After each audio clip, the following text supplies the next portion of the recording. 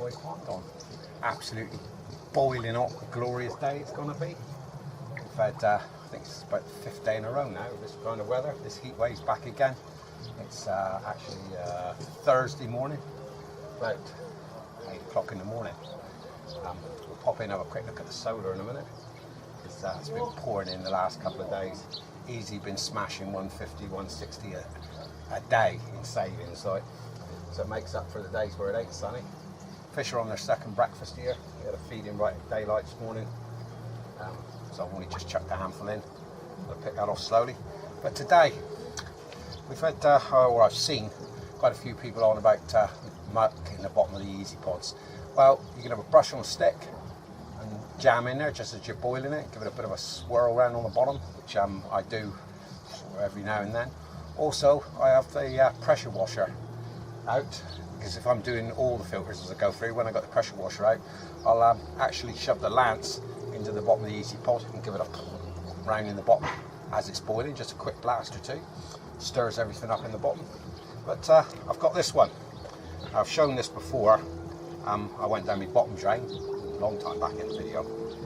This is one of these endoscope cameras. I call it a butt camera. Alright, you can buy them, in fact just the lead here, you just plug into your phone. This is a USB, so you can plug it into a laptop or something like that, but this one's actually got its own camera and recorder. You can stick this down through media and actually have a look.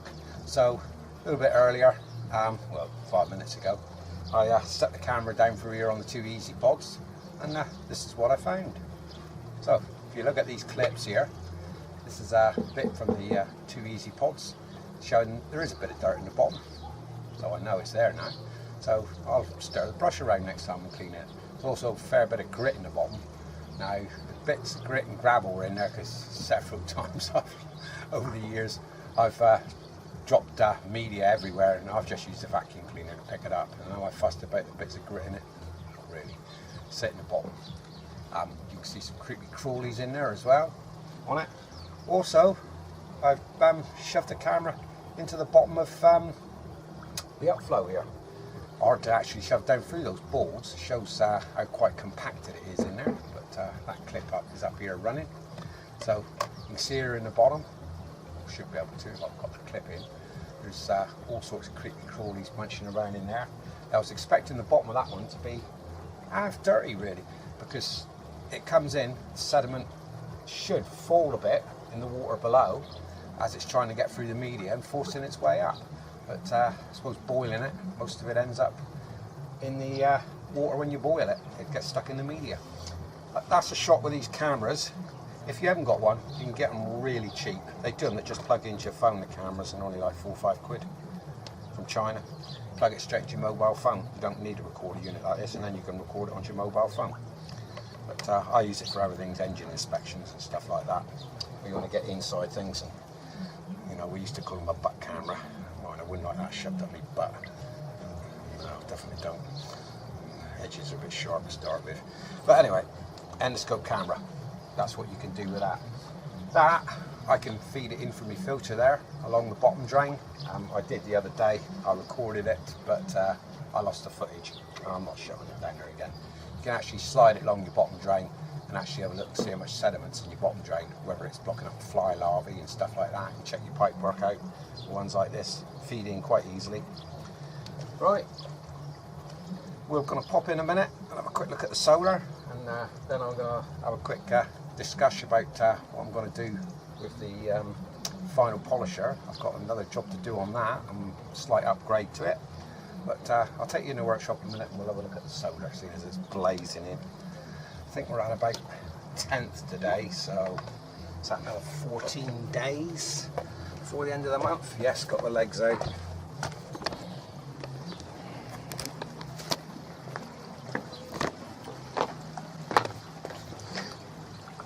Fish all looking very happy. No speed eating this food. They know they're going to get plenty of it. Pouring in 450, 500 grams a day. Right. So that's it, the lights. Right. Going out today, we've got, can you see that? Try to zoom in. 214 watts. I'm actually spinning the answer quite quick and the UV's on. Don't put it on every day, but it's on today. Right, here's the 2 power banks of panels. We've got 204 watts coming in on one, 192 watts coming in on the other. One array is made £56.22, the other array is made £56.91. So they're starting to balance out now. I seem to have sorted the panels out. Right, the time in the morning is 25 past 8. So today that'll slowly work its way up to near a kilowatt. Right, and through the days I've been managing to charge the batteries over here on the battery bank. They've been charging and I've been able to run the pond overnight on the solar without any problem whatsoever. So we're looking good for the end of the month. I'm going to get to the £120, which in 4 months that I was reckoning I'm going to get to. But we'll go into that when the 4 months are up. But I'm going to get there, the 120 quid, which means if you'd spent £500 on panels, you'd have saved yourself 60 quid in those 4 months. By the time you add the other months on, we're going to make the £100 per bank in a year. But we'll get more into that when we actually get to the 24th of this month. Right, let's pop out. Let's have a look at the upflow a minute, and I'll sort out what we're going to, and draw a diagram, pop up on screen here, what we're going to do with that one. So let's get back outside a minute.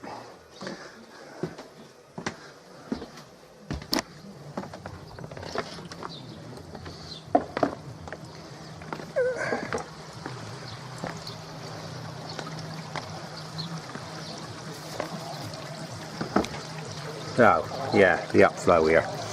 Right, as you can see that filter floss there has been in, crikey, I think it's getting on a week now. It goes about 6-7 days before it blocks up. It's getting to the point where it's starting to block.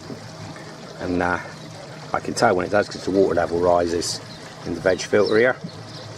And I'll swap that out. But what we're going to do is we're going to make up some plates to go between the layers of jack matting to actually increase the amount of jack mat that the water has to flow through.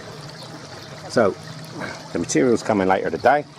As soon as it comes, I'll film a little clip about what I was doing to it, and I'll chuck that on somewhere here now. I'll throw that in, clip there. As you can see here, the baby's tears doing really well.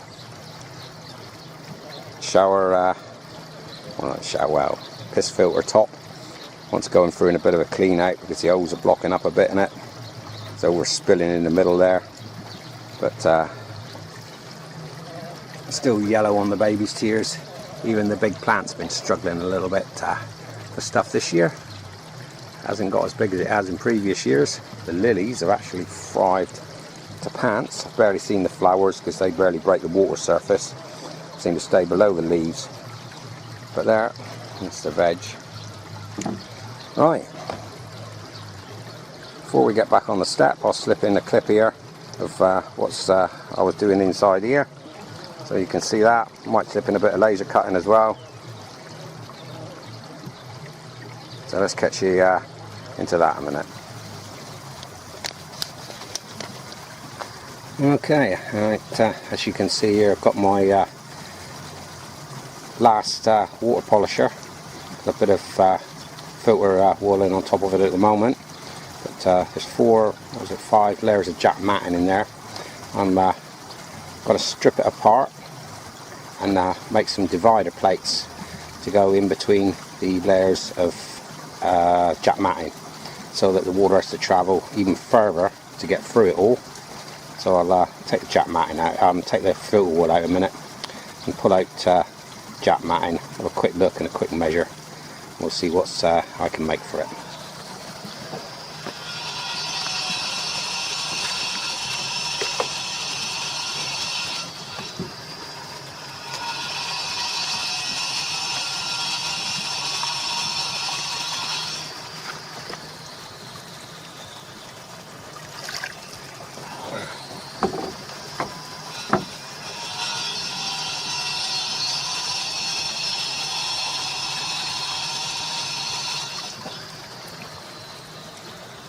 Let's see, there is dirt coming out of them.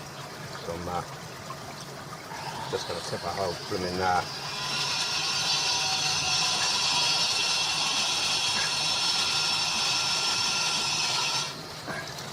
mostly cooties seem to be coming out here. Loads of bugs floating around. Of course, fine foam.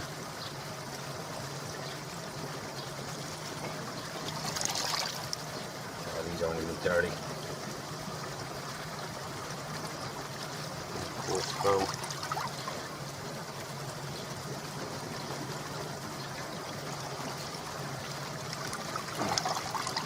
Those are little creepy crawlies. Most of them seem to be coming off in here and just going out the bottom. There we are, right down to the bottom.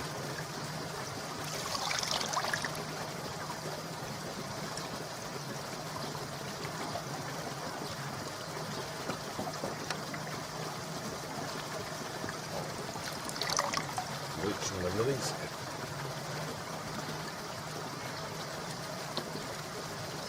Not a lot of dirt down there. So, I'm going to have a measure up in a second and we'll sort this out.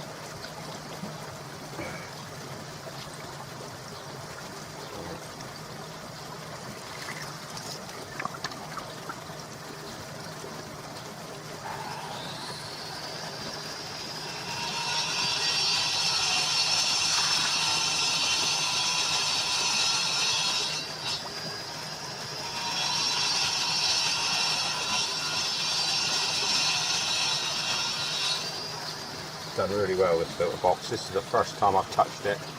It's the last time I took it apart, so it's well over 2 months, I think, since I did this.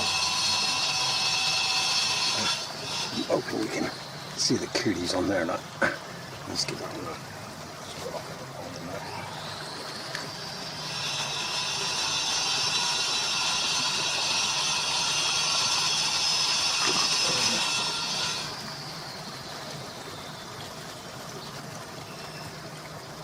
Let's look at the free food on there. Look. Of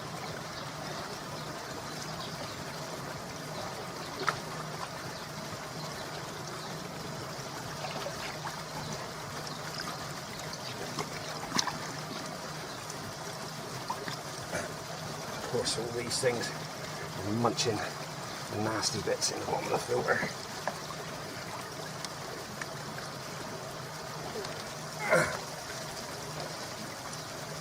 So I'm thinking I want to make 4 plates there.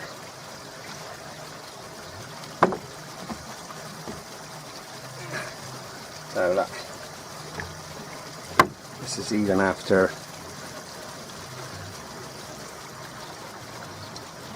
most of this is rubbish that's come out of the veg filter. It would all go back into the pond.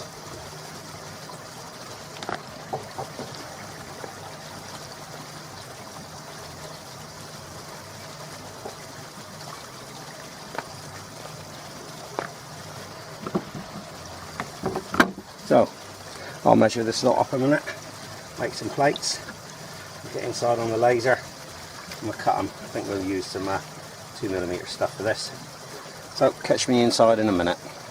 Okay, we're at about 5 days I think after I filmed the bits about putting in there. What I've actually done is I've laid one piece of this in the filter that way, put a piece of Jack mat in the bottom, another one in that way, put a piece of Jack mat on, another one, and work my way up to the top. So the layers of Jack matting in there, got one of these in between, so the water now has to come up through, back across, up through, back across, up through, back across. So that's giving it a longer flow through there. I said that's been 5 days. I'm going to give that a clean in a minute, sort it in there. Definitely slow the water flow up a little bit, and hopefully take some more of the fines out. Apologies for calling that the upflow filter. Well, it is an upflow filter, but it's an upflow polisher. And as I said, it's been about 5 days since I did it. These are actually clear. They've still got the protective cover on at the moment, so that you can actually see it, or it make it awkward for you to see on camera. But I slipped, there's 4 of them in there, and this is another one to go in, but I haven't popped this one in yet. I was a bit low on plastic, so I had to wait till I cut another one. So as I said, the water comes in the bottom, goes up through, across, up through, across, up through, across, and goes through the layers of jack matting. So hopefully that's an improvement to that. Right, looks like we're coming to an end of this hot spell now. Today's not quite so bad. It's about 7:30 in the morning. You can hear the frogs croaking in the bread share. I don't know if it's coming on camera, but there's several frogs in there. Right, so I'll pass you back over to when I think I finished this video. Yeah, I did the wind up for this video 5 days ago or whatever. I'll pass you back over to the step and that. Right, so we're back from that. So that was a little job I did in the polisher, just to increase the amount of jack mat that the water had to go through. Always nice and clean in there.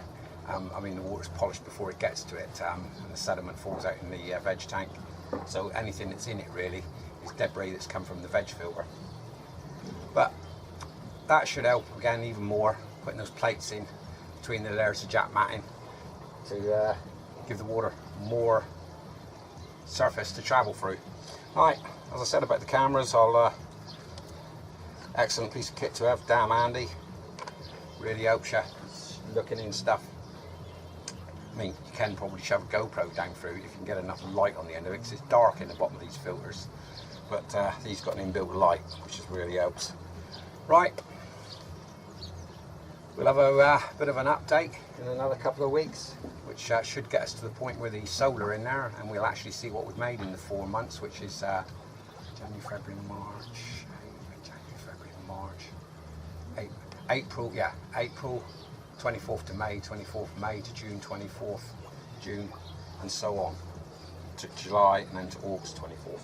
So that'll be the 4 months of summer, I'll call them, on actually what we've made in that, and then whether we think we will make the other 40 quid on each array, 480 array, to get to the £100 saving in a year. I mean, if I do it at £100, which I'm expecting to do quite easily, then you're looking at 5-year payback, or a bit less, because camera or the charge controller or grid tie inverter and the panels should set you back under £500.